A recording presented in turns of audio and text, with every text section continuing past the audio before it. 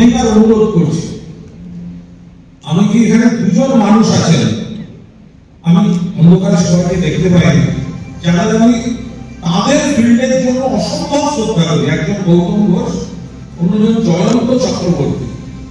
আমি কি দুজনকে একটু এই মুহূর্তে মঞ্চে পেতে পারি?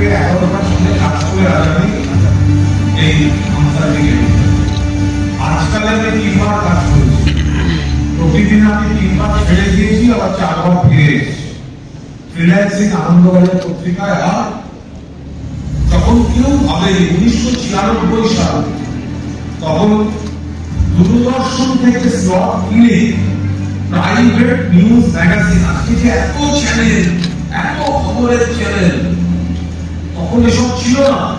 তখন এই সমস্ত এনএসও সেই কনসেপ্ট তৈরি হয়নি।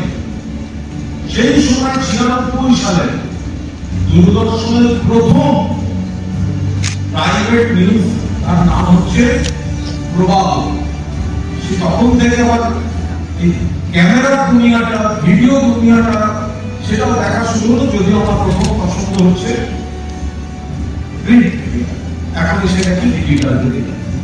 এর ফাঁকে লেখালেখি চলে, লেখালেখি চলে, লেখালেখি চলে, জীবনের উত্থান পতন বিতর্ক এসে যায়। আমি খুব কৃতজ্ঞ, আমি মূলত রাজনৈতিক সংবাদদাতা, সমস্ত দলের আমি নিশ্চয়ই এখন একটি দল করি, কিন্তু আমি যখন সাংবাদিকতা করেছি বিভিন্ন দলের শীর্ষ নেতারা, তারা অনেকে আজ পৃথিবীতে নেই, তাদের যে স্নেহ পৃষ্ঠপোষকতা পেয়েছি আমি তাদের কাছে কৃতজ্ঞ। এবং তার সঙ্গে সঙ্গে বলি, আমার যে উত্থান পতন নানা রকম এসছে জীবনে, এবং বন্দিদশাও আমি কাটিয়েছি। সবাই জানেন, কোনো খোলাখুলি আলোচনা করতে আমার কোনো সমস্যা নেই।